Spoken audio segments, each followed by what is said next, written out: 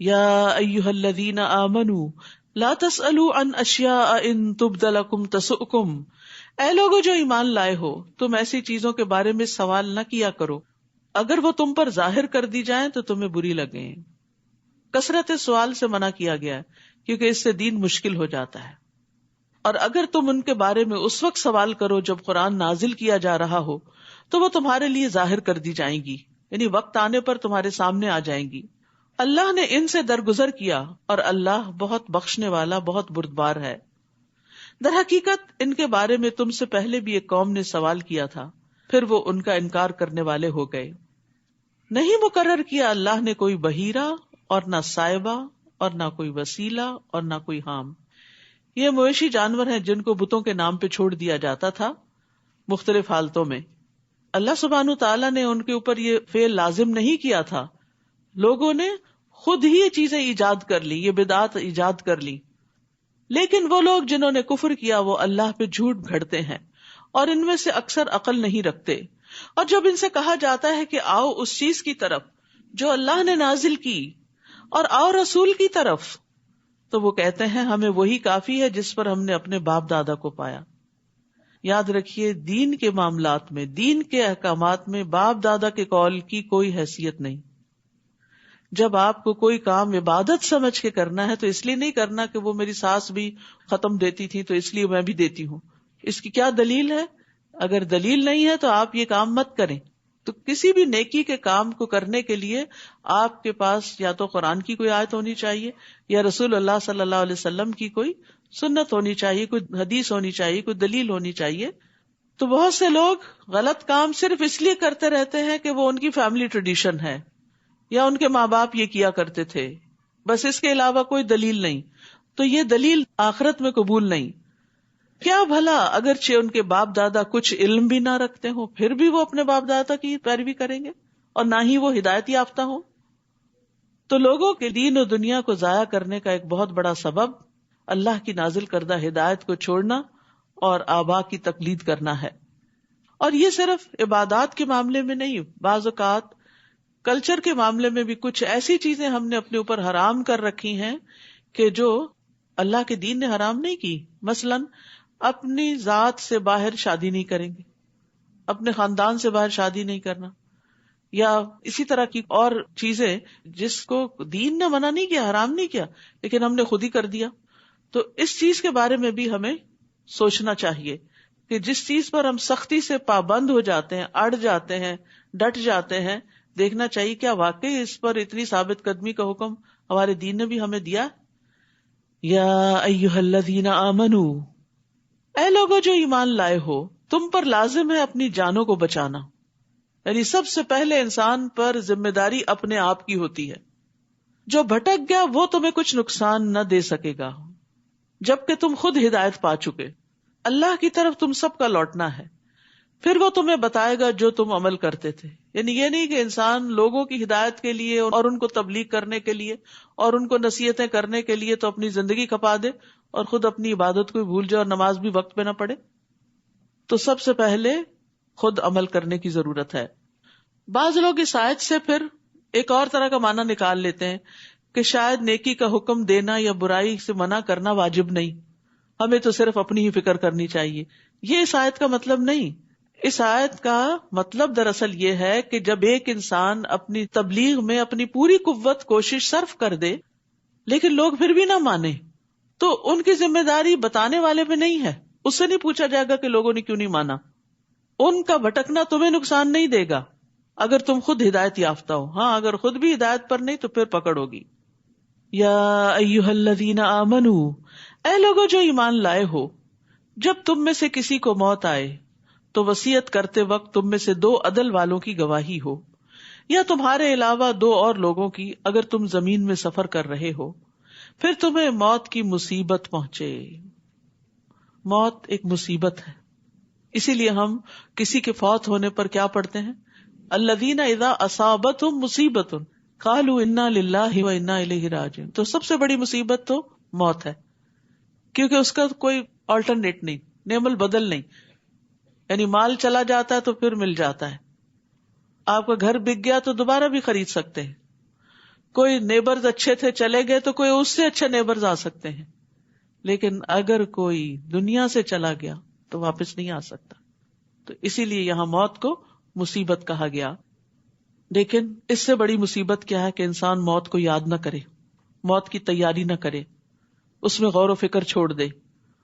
تو ایک موت ہی نصیحت کرنے کے لیے کافی ہے اگر انسان واقعی اپنی موت کو سنجیدگی کے ساتھ سوچے. تو یہاں پر فرمایا گیا کہ پھر تمہیں موت کی مصیبت پہنچے تو شک کی صورت میں تم ان دونوں کو نماز کے بعد روک لو کہ انہوں نے کوئی ہیر پھیر کر دی امانت میں. پھر وہ دونوں اللہ کی قسمیں کھائیں کہ ہم اس قسم سے کوئی قیمت نہیں لے رہے اگرچہ وہ رشتہ دار ہوں، اور نہ ہم گواہی کو چھپا رہے ہیں. اگر ہم ایسا کریں تو بے شک تب ہم البتہ گناہگاروں میں سے ہوں گے. تو یہاں وصیت کی اہمیت کے بارے میں بھی پتہ چل رہا ہے کہ اگر انسان سفر پر بھی ہو تو بھی اسے اپنے مال کے بارے میں وصیت کرنی چاہیے. حدیث میں آتا ہے نبی صلی اللہ علیہ وسلم نے فرمایا کسی بھی مسلمان کو لائق نہیں کہ وہ 3 راتیں بھی نہ گزارے مگر اس حال میں کہ اس کی وصیت اس کے پاس لکھی ہوئی.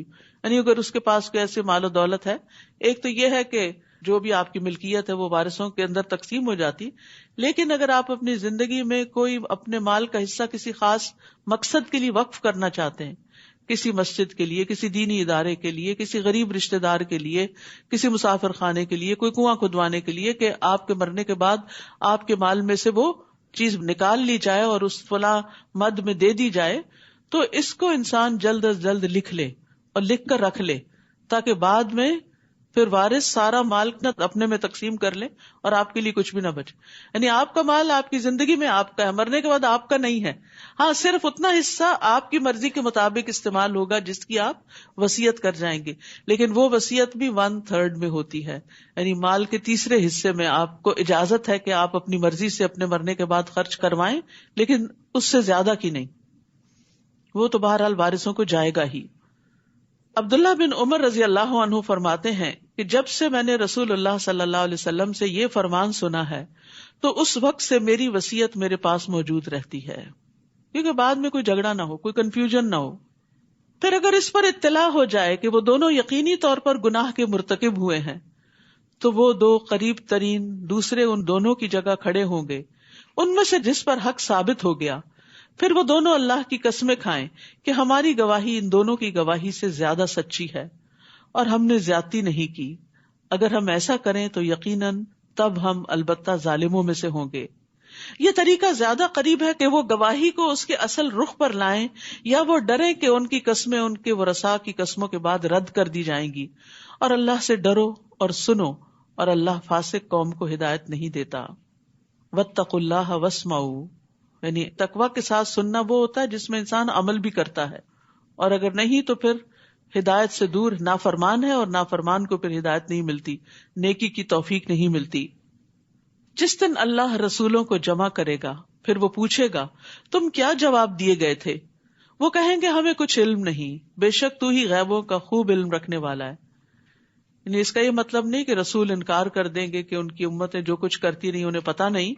یہ اصل میں اس دن کی ہیبت اور ہولناکی کی وجہ سے. یاد رکھیے آخرت کا دن بڑا سخت دن ہے کہ اس دن رسول بھی گھبرا جائیں گے جنہوں نے زندگی میں کبھی کوئی گناہ نہیں کیا.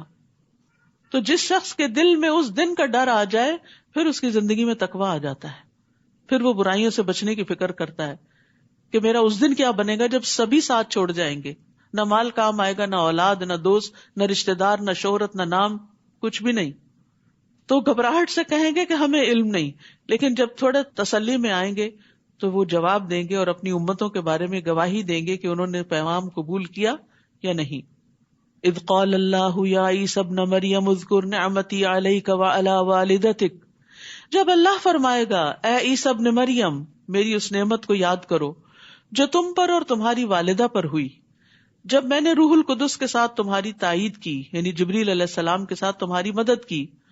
تم لوگوں سے گہوارے اور ادھیڑ عمر میں کلام کرتے تھے، اور جب میں نے تمہیں کتاب و حکمت اور تورات اور انجیل کی تعلیم دی، اور جب تم میرے اذن سے مٹی سے پرندے کی شکل کی مانند بناتے پھر اس میں پھونک مارتے تو وہ میرے اذن سے پرندہ بن جاتا، اور تم پیدائشی اندھے اور برس والے کو میرے اذن سے اچھا کر دیتے تھے، اور جب تم میرے اذن سے مردوں کو نکالتے تھے اور جب میں نے بنو اسرائیل کو تم سے روکا تھا جب تم ان کے پاس واضح دلائل لے کر آئے تھے، یعنی انہوں نے ان کے قتل کا ارادہ کیا تھا، تو ان میں سے جنہوں نے کفر کیا وہ کہنے لگے تو کھلم کھلا جادو، ہر پیغمبر کی تعلیم کو جادو کہہ کے جھٹلا دیا گیا، اور یہ دراصل لوگوں کا اپنے آپ ہی کو دھوکہ دینا تھا۔ تو اس آیت سے بنیادی طور پر عیسیٰ علیہ السلام کی ربوبیت کا رد کیا جا رہا ہے کہ لوگ ان کو الہ مانے، کیونکہ انہوں نے کیا کہا تھا، میں نے سب کام اللہ کے اذن سے کیے ہیں، تخلیق کے جو کام ہیں وہ اللہ کے اذن سے کیے ہیں۔ اور پھر ہم سب کو یاد رکھنا چاہیے کہ کسی بھی انسان سے فائدہ یا نقصان صرف اللہ کے اذن سے ہوتا ہے، اس لیے اپنے اندر سے ڈر نکال دینا چاہیے اور اللہ پہ بھروسہ کرنا چاہیے۔ بعض اوقات ایسا خوف لائق ہوتا ہے نا، فلاں شخص مجھے بدنام کر دے گا، فلاں شخص مجھ پہ ظلم نہ کرے، فلاں ایسا نہ کرے، نہیں، سب کچھ اللہ کے ہاتھ میں ہے۔ نبی صلی اللہ علیہ وسلم نے ابن عباس سے فرمایا تھا، یا غلام جان رکھو اگر ساری دنیا مل کر بھی تمہیں نفع پہنچانا چاہے تو تمہیں نفع نہیں پہنچا سکتی سوائے اس کے جو اللہ نے تمہارے لیے لکھ دیا، اور اگر سارے مل کر تمہیں نقصان پہنچانا چاہیں تو تمہیں نقصان نہیں دے سکتے سوائے اس کے جو اللہ نے تمہارے لیے لکھ دیا۔ قلم اٹھا لیے گئے اور صحیفے خشک ہو گئے۔ تو اصل قوت، قدرت، طاقت اللہ کے ہاتھ میں ہے۔ تو عیسیٰ علیہ السلام سے جو معجزات سرزد ہوئے جن کا اس آیت میں ذکر ہے، وہ سب کچھ دراصل اللہ کے اذن ہی سے ہوا۔ اور یاد کرو جب میں نے حواریوں کی طرف الہام کیا کہ مجھ پر اور میرے رسول پر ایمان لاؤ، اللہ نے ان کے دل میں ڈالا، انہوں نے کہا ہم ایمان لائے، قالوا آمنا واشہد باننا مسلمون، اور گواہ رہو کہ بے شک ہم مسلمان ہیں۔ جب حواریوں نے کہا اے عیسیٰ ابن مریم، کیا تیرا رب یہ کر سکتا ہے کہ ہم پر آسمان سے ایک دسترخوان اتارے؟ اس نے کہا اللہ سے ڈرو اگر تم مومن ہو۔ انہوں نے کہا ہم چاہتے ہیں ہم اس میں سے کھائیں اور ہمارے دل مطمئن ہو جائیں۔ آپ دیکھیے عیسیٰ علیہ السلام نے کیسے کیسے معجزات نہیں دکھائے، اس کے بعد مزید کا مطالبہ ہے، اور ہم جان لیں کہ تم نے ہم سے سچ کہا تھا اور ہم اس پر گواہوں میں سے ہو جائیں۔ عیسیٰ ابن مریم نے کہا اے اللہ، اے ہمارے رب، تو ہم پر آسمان سے ایک خوان اتار جو ہمارے پہلوں اور پچھلوں کے لیے عید ہو جائے اور تیری طرف سے ایک نشانی ہو، اور ہمیں رزق عطا فرما، تو سب سے بہترین رازق ہے۔ اللہ تعالیٰ سے رزق مانگنا بھی چاہیے، اور جو لوگ رزق کی پریشانی یا تنگی کا شکار ہوں وہ یہ دعا پڑھا کریں، اللہم ارزقنی وانت خیر الرازقین، اور پورا کارڈ تیار کیا گیا ہے، وہ رزق میں فراخی کی دعاؤں پر مشتمل ہے، تو اس کو کثرت سے پڑھیں۔ یعنی جو لوگ بھی اس معاملے میں پریشان ہوتے ہیں کہ ان کے حالات تنگ ہیں یا کیا بنے گا ان کا، یا جاب نہیں ہے یا اور اسی طرح کے مسائل ہیں، تو یہاں پر عیسیٰ علیہ السلام بھی دعا مانگ رہے ہیں، وَارْزُقْنَا وَأَنْتَ خَيْرُ الرَّازِقِينَ، اور اللہ کو رازق ماننا اللہ کو بڑا پسند ہے کہ ہم اس کو رازق مانیں۔ ہم رزق لوگوں کے ہاتھ میں سمجھتے ہیں، اس کو خوش کر دیں تو ہمیں فلاں چیز مل جائے گی، اس کو خوش کر دیں تو وہاں سے یہ بینیفٹ حاصل ہو جائے گا، جبکہ رزق کی کنجیاں اللہ کے ہاتھ میں ہیں۔ قال اللہ انی منزلها علیکم، اللہ نے کہا بے شک میں اسے تم پر نازل کرنے والا ہوں، تو جو کوئی تم میں سے اس کے بعد کفر کرے گا تو میں ضرور اسے ایسا عذاب دوں گا جو میں نے جہان والوں میں سے کسی ایک کو نہ دیا ہوگا۔ اور جب اللہ کہے گا اے عیسیٰ ابن مریم، کیا تم نے لوگوں سے کہا تھا کہ اللہ کو چھوڑ کر مجھے اور میری ماں دونوں کو الہ بنا لو؟ وہ کہے گا پاک ہے تو، میرے لیے مناسب نہیں کہ میں وہ بات کہوں جس کا مجھے حق نہیں۔ اگر میں نے یہ کہا ہوتا تو یقیناً تو اسے جانتا ہوتا، تجھے پتا ہے میں نے نہیں کہا ایسا کچھ، تو جانتا ہے جو میرے نفس میں ہے، میں نہیں جانتا جو تیرے نفس میں ہے۔ یہ بات بھی اس لیے کہی جا رہی ہے کہ لوگوں کو پتا چل جائے کہ عیسیٰ علیہ السلام کا الہ ہونے میں کوئی حصہ نہیں، بے شک تو ہی غیبوں کا خوب علم رکھنے والا ہے۔ تو یہاں پر آپ دیکھیے عیسیٰ علیہ السلام کا ایک خوبصورت انداز کے جواب دینے سے پہلے تسبیح کی، سبحانک۔ تو یہ بھی ایک اچھا انداز ہوتا ہے کہ بعض اوقات آپ کوئی دین کی بات بیان کر رہے ہوتے ہیں تو بیچ بیچ میں اپنے لیکچر کے دوران، گفتگو کے دوران آپ بار بار سبحان اللہ کا لفظ کہیں، یعنی بیان کرنے والا بھی اور سننے والے بھی جہاں کوئی بات دل کو لگے اللہ کی، وہاں سبحان اللہ پڑھیں کہ پاکی اللہ کے لیے، سب تعریف اللہ ہی کے لیے ہے۔ اور انہوں نے خاص طور پر یہاں کیوں تسبیح کی کہ جس بات کی نسبت ان کی طرف کی گئی وہ اس سے اپنے آپ کو بری ذمہ قرار دیتے ہیں، اور دوسرے اللہ کی عزت اور اس کی پکڑ کے خوف سے عاجزی اختیار کرتے ہوئے اللہ کی پاکی بیان کر رہے ہیں. تو بندے کے ایمان کی علامت ہوتی ہے کہ وہ اللہ سبحانہ وتعالی کے ساتھ مخاطب ہوتے ہوئے ادب اختیار کرتا ہے. اللہ سبحانہ وتعالی سے ایسے باتیں نہیں کرنی چاہیے جیسے ہم آپس میں ایک دوسرے سے کر رہے ہوتے ہیں یا کسی بچے سے کر رہے ہوتے ہیں. اللہ سبحانہ وتعالی سے ہر طرح کی بات کر لیں لیکن ادب اور احترام کے ساتھ. اللہ بہت بڑا ہے. میں نے انہیں بس وہی کہا تھا جس کا تو نے مجھے حکم دیا کہ اللہ کی عبادت کرو جو میرا رب ہے اور تمہارا رب ہے، اور میں ان پر گواہ رہا جب تک میں ان میں تھا. پھر جب تو نے مجھے پورا پورا لے لیا تو تو ہی ان پر نگران تھا اور تو ہر چیز پر خوب گواہ ہے. یعنی اللہ سبحانہ وتعالی ہمیشہ سے ہر چیز پر پوری طرح نگران ہے. وہ خود بھی نگران ہے اور فرشتوں کے ذریعے بھی بندوں کی نگرانی کرواتا ہے. کرامن کاتبین دائیں بائیں بیٹھے ہوئے ہیں جو بندے کے ساتھ ہیں، چاہے وہ اکیلا ہو چاہے وہ سب کے ساتھ ہو، دن ہو رات ہو، کوئی جنگل ہو صحرا ہو، وہ نہیں ساتھ چھوڑتے. ان تعذبہم فانہم عبادک وان تغفر لہم فانک انت العزیز الحکیم. اگر تو انہیں عذاب دے تو بے شک وہ تیرے بندے ہیں، اور اگر تو انہیں بخش دے تو بے شک تو بہت زبردست، بہت حکمت والا ہے. سبحان اللہ، کس طرح انتہائی ادب کے ساتھ اللہ سے گزارش کر رہے ہیں. قال اللہ ھذا یوم ینفع الصادقین صدقہم. اللہ فرمائے گا آج وہ دن ہے جس میں سچوں کو ان کی سچائی فائدہ دے گی. قیامت کے دن کیا چیز کام آنے والی ہے؟ سچائی. ان کے لیے ایسے باغات ہیں جن کے نیچے نہریں بہتی ہیں، جن میں وہ ہمیشہ ہمیشہ رہنے والے ہیں. اللہ ان سے راضی ہو گیا اور وہ اس سے راضی ہو گئے. یہی بہت بڑی کامیابی ہے. عبداللہ بن مسعود رضی اللہ عنہ سے روایت ہے کہ رسول اللہ صلی اللہ علیہ وسلم نے فرمایا، بے شک سچائی نیکی کا رستہ دکھاتی ہے. سچائی نیکی کا رستہ دکھاتی ہے اور نیکی جنت کی طرف لے جاتی ہے. اور آدمی سچ بولتا رہتا ہے یہاں تک کہ وہ صدیق کا مرتبہ حاصل کر لیتا ہے. اور جھوٹ برائی کا رستہ دکھاتا ہے اور برائی آگ کی طرف لے جاتی ہے. اور آدمی جھوٹ بولتا رہتا ہے یہاں تک کہ وہ اللہ کے ہاں جھوٹا لکھ دیا جاتا ہے، کذاب لکھ دیا جاتا ہے. للہ ملک السماوات والارض وما فیہن وہو علی کل شیء قدیر. اللہ ہی کے لیے ہے بادشاہت آسمانوں اور زمین کی اور جو کچھ ان میں ہے، اور وہ ہر چیز پر بہت قدرت رکھنے والا ہے. سورۃ الانعام. سورۃ الانعام مکی سورت ہے. ایک ہی مرتبہ میں بھی یہ سورت نازل ہوئی. کہا جاتا ہے کہ جب یہ سورت اتری تو 70,000 فرشتے اس کے ساتھ تھے. اس سورت میں بنیادی طور پر مشرکین کے اعتراضات اور ان کے اعمال کے بارے میں دلائل دیے گئے ہیں. بسم اللہ الرحمن الرحیم. الحمد للہ الذی خلق السماوات والارض وجعل الظلمات والنور ثم الذین کفروا بربهم یعدلون. سب تعریف اللہ کے لیے ہے جس نے آسمانوں اور زمین کو پیدا کیا اور اسی نے اندھیروں اور روشنی کو بنایا. پھر وہ لوگ جنہوں نے کفر کیا وہ اپنے رب کے ساتھ اوروں کو برابر قرار دیتے ہیں. سب تعریف حمد اللہ کے لیے ہے. ہم کہتے ہیں کسی کی ایسی تعریف جس میں محبت اور تعظیم پائی جائے اس کے صفات کے کمال کی وجہ سے، یعنی کامل صفات ہیں اس کی اور وہ واقعی تعریف کے لائق ہے، اور پھر جو تعریف کرنے والا ہے اس کے دل میں اس کی محبت بھی ہو اور عظمت بھی ہو.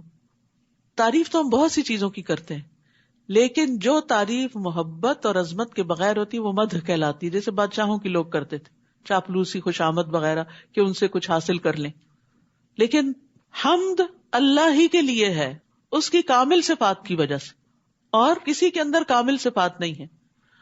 اور پھر یہاں یہ کہا گیا الحمدللہ. قرآن کی 5 سورتیں ہیں جن کے پہلے الحمدللہ کا لفظ آتا ہے. تو یہ حمد اس لیے کہ وہ حمد کے لائق ہے، اور یہ کہا گیا کہ حمد اللہ ہی کے لیے. یہ نہیں کہا گیا میں حمد کرتا ہوں، کیونکہ میں ہر وقت تو نہیں کرتا، لیکن جب یہ کہہ دیا جائے حمد اللہ ہی کے لیے ہے تو پھر اس میں سے زمانہ نکل جاتا ہے ہمیشہ، ماضی میں بھی، حال میں بھی، مستقبل میں بھی، اور وہ اس کے لائق بھی ہے.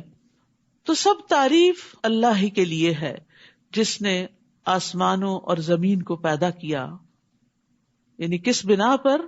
کہ اس کے اتنے بڑے بڑے کمالات ہیں، صفات کمال کی وجہ سے حمد ہے.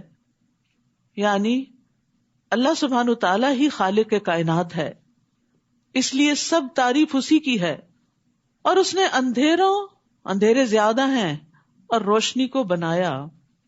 لیکن وہ لوگ جنہوں نے کفر کیا اللہ سے، اور یہاں اللہ کی الوہیت سے، کیونکہ ربوبیت سے تو اہل مکہ بھی انکار نہیں کرتے تھے کہ اللہ ہی رب ہے، لیکن اللہ کو الہ نہیں قرار دیتے تھے، اس کے ساتھ شرک کرتے تھے. فرمایا جنہوں نے کفر کیا اس بات کا، وہ اپنے رب کے ساتھ اوروں کو برابر قرار دے دیتے ہیں، یعنی بتوں وغیرہ کو. تو یاد رکھیے منعم حقیقی اللہ ہی ہے. رسول اللہ صلی اللہ علیہ وسلم کی دعوت کیا تھی؟ آپ نے فرمایا میں اس اللہ کی طرف دعوت دیتا ہوں جو اکیلا ہے. وہ اللہ کہ جب تم پر کوئی مصیبت آتی ہے اور تم اسے پکارتے ہو تو وہ تمہاری مصیبت کو دور کرتا ہے. جب تم کسی بیابان اور جنگل میں راستہ بھول جاؤ اور اس سے دعا کرو تو وہ تمہیں واپس پہنچا دیتا ہے. اور جب تم قحط سالی میں مبتلا ہوتے اور اس سے دعا کرتے ہو تو وہ تمہارے لیے پیداوار ظاہر کر دیتا ہے.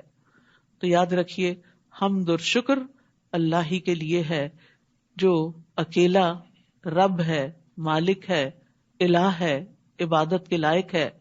وہی ہے جس نے تمہیں مٹی سے پیدا کیا، پھر اس نے موت کا ایک وقت مقرر کیا، اور قیامت کا وقت بھی مقرر ہے. یعنی ایک جرنی ہے، ایک سفر وہ ہے جو اس دنیا میں تم گزار رہے ہو، اور ایک پھر موت کے بعد، اور ایک پھر موت کے بعد جی اٹھنے کے بعد. پھر بھی تم شک کرتے ہو. وہ اللہ ہی ہے الہ برحق آسمانوں اور زمین میں، یعنی آسمان میں بھی وہی الہ ہے، زمین پر بھی وہی الہ ہے. وہ تمہارے پوشیدہ اور ظاہر کو جانتا ہے، اور وہ جانتا ہے جو کچھ تم کماتے ہو. تمہاری ساری کمائی، کوششیں اور تمہارے اچھے برے عمل سب اس کو پتا ہیں. اور نہیں آتی ان کے پاس ان کے رب کی طرف سے نشانیوں میں سے کوئی نشانی مگر وہ اس سے اعراض کرنے والے ہیں. اعراض کا مطلب ہوتا ہے نشانیوں میں غور و فکر چھوڑ دینا، جبکہ غور و فکر کرنا واجب ہے. کائنات کی نشانیوں میں غور و فکر کرنے سے اللہ کی معرفت حاصل ہوتی ہے، اللہ تعالیٰ سے محبت پیدا ہوتی ہے، اللہ تعالیٰ کی قدرت سامنے آتی ہے، پھر اسی کے آگے جھکنے کو دل چاہتا ہے. تو آسمان اور زمین کے درمیان جو کچھ بھی ہے، ایک ذرے کے اندر چاہے غور فکر کرو یا بہت بڑے آسمان کے بیچ میں، یہ اللہ کی تخلیق کی نشانیوں میں سے ہے جو انسان کو اللہ کی قربت عطا کرتی ہیں. بس تحقیق انہوں نے حق کو جھٹلا دیا جب وہ ان کے پاس آ گیا، بس ان قریب ان کے پاس اس چیز کی خبریں آئیں گی جن کا وہ مذاق اڑاتے تھے. کیا انہوں نے دیکھا نہیں کہ ہم نے ان سے پہلے کتنی ہی قوموں کو ہلاک کر دیا جنہیں ہم نے زمین میں ایسی قوت دے رکھی تھی جو ہم نے تمہیں نہیں دی. یعنی بڑی بڑی قوت والی ترقی یافتہ قومیں اللہ نے تباہ کر دی. اور ہم نے ان پر آسمان سے بہت برسنے والا میਂہ بھیجا، اور ہم نے نہریں بنائی جو ان کے نیچے بہتی تھیں. پھر ہم نے انہیں ان کے گناہوں کی وجہ سے ہلاک کر دیا، اور ان کے بعد ہم نے دوسری قومیں اٹھائیں. تو یاد رکھیے گناہ نعمت کے زوال کا باعث بنتے ہیں. اللہ نے نعمتوں کی فراخی کی، انہوں نے ناقدری کی، ناشکری کی. فَأَهْلَكْنَاهُمْ بِذُنُوبِهِمْ، تو ان کے گناہوں کی وجہ سے پھر ہم نے ان کو ہلاک کر دیا، نعمتیں ختم ہو گئیں اور ان کی جگہ اور لوگ دنیا میں آ گئے. تو یاد رکھیے ہر مصیبت گناہ کی وجہ سے ہی آتی ہے، اور صرف توبہ سے ہی اس کو دور کیا جا سکتا ہے. یہ بات اگر انسان یاد رکھے تو بہت سے مسائل سے چھٹکارا پا لے. تو گناہوں کی کثرت پر پھر عذاب آ جایا کرتا ہے. رسول اللہ صلی اللہ علیہ وسلم نے فرمایا چھوٹے گناہوں سے بھی اپنے آپ کو بچاؤ، کیونکہ بعض اوقات بہت سے چھوٹے گناہ بھی اکٹھے ہو کر انسان کو ہلاک کر دیتے ہیں. تو اس میں سیکھنے کی بات یہ ہے کہ جب کوئی مصیبت آئے تو انسان غور و فکر کرے کہ آئی کیوں، میں کیا غلط کرتا تھا، تو اس غلطی کو سوچ کر پھر توبہ کی جائے، اس کا کفارہ ادا کیا جائے، صدقہ خیرات کیا جائے تاکہ وہ مصیبت ٹل جائے.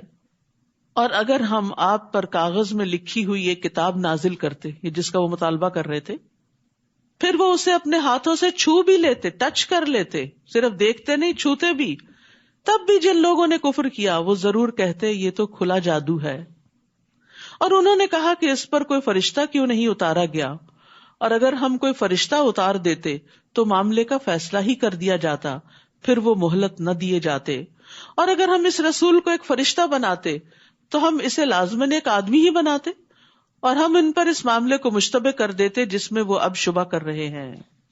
اہل مکہ کہتے تھے کہ انسان کیوں پیغمبر ہے، وہ تو ہم جیسا ہی ہے، کوئی فرشتہ ہونا چاہیے۔ تو اللہ تعالیٰ نے فرمایا اگر فرشتہ اصلی شکل میں آئے تو تمہیں نظر ہی نہ آئے تو پھر کیا فالو کرو گے اس کو، اور اگر انسانی شکل میں آئے تو پھر وہ انسان ہی ہوگا، تو کیا فائدہ ایسا مطالبہ کرنے کا۔ اور یقیناً آپ سے پہلے کئی رسولوں کا مذاق اڑایا گیا، تو ان میں سے جن لوگوں نے مذاق اڑایا انہیں اسی عذاب نے گھیر لیا جس کا وہ مذاق اڑایا کرتے تھے۔ تو جب دین کی وجہ سے، آپ کے حجاب کی وجہ سے، یا آپ کی نماز کی وجہ سے، یا آپ دین کی تبلیغ کے کام کی وجہ سے آپ کا اگر مذاق اڑایا جائے تو غم نہ کیا کریں، اس کام کو چھوڑ نہ دیا کریں، کیونکہ پیغمبروں کا بھی مذاق اڑایا گیا جو اللہ کی محبوب ترین ہستیاں تھیں۔ غم نہ کریں کیونکہ آخرت عاقبت انجام تقوی والوں ہی کے لیے ہے۔ بعض اوقات یہ مذاق گھر سے باہر ہوتا ہے اور بعض اوقات گھر کے اندر بھی ہوتا ہے، کیونکہ بعض اوقات گھر میں کہتے اب تو تم روز ہی قرآن پڑھنے چل پڑی، اور اب تو تم ملانی بن جاؤ گی، اور اب فلاں بن جاؤ گی، تو ایسی صورت میں انسان سوچتا ہے کہ یہ روز مجھ سے باتیں نہیں سنی جاتی، بہتر ہے میں چھوڑ ہی دوں۔ نہیں، چھوڑنا نہیں ہے نیکی کے کام کو۔ بہت دفعہ ایسا ہوتا ہے کہ لوگ ناسمجھی کی بنا پر آج آپ کا مذاق کرتے ہیں، لیکن کل وہی آپ کے انتہائی قدردان بھی ہو جاتے ہیں۔ تو یہ اللہ کی طرف سے ایک امتحان ہوتا ہے نا کہ کون شخص کتنا سچا ہے، کتنا مخلص ہے اپنے اس نیکی کے کام میں جو واقعی وہ کہہ رہا ہے کہ میں اللہ کے لیے کر رہا ہوں، کیونکہ جو کام اللہ کے لیے کیا جاتا ہے وہ بندوں کی باتیں بنانے پہ چھوڑ نہیں دیا جاتا، یہ ہماری نیت ہی کا ٹیسٹ ہوتا ہے۔ کہہ دیجئے چلو پھرو زمین میں، پھر دیکھو کیسا ہوا انجام جھٹلانے والوں کا۔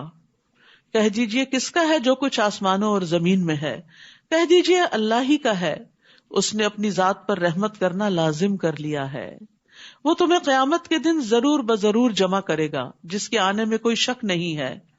وہ لوگ جنہوں نے اپنے آپ کو خسارے میں ڈالا بس وہ ایمان نہیں لائیں گے، یعنی ان کے سامنے جتنے بھی دلائل آ جائیں وہ نہیں مانیں گے۔ اور یہاں بڑی اچھی بات جو پتہ چل رہی ہے کہ رحمت اللہ نے اپنے اوپر لازم کی ہوئی، لہذا اللہ سے رحمت مانگا کریں۔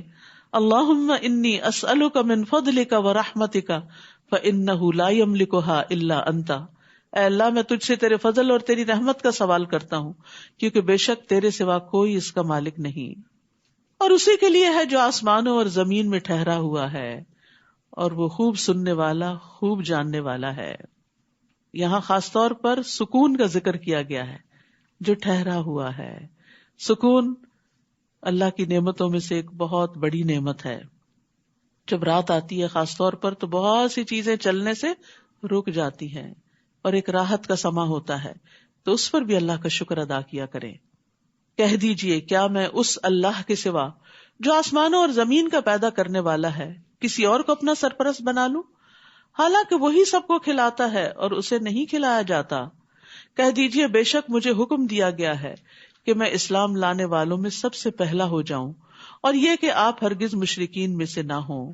کہہ دیجئے اگر میں اپنے رب کی نافرمانی کروں تو بے شک میں بڑے دن کے عذاب سے ڈرتا ہوں، جس سے اس دن عذاب پھیر دیا گیا تو یقیناً اس نے اس پر رحم کیا، اور یہی واضح کامیابی ہے۔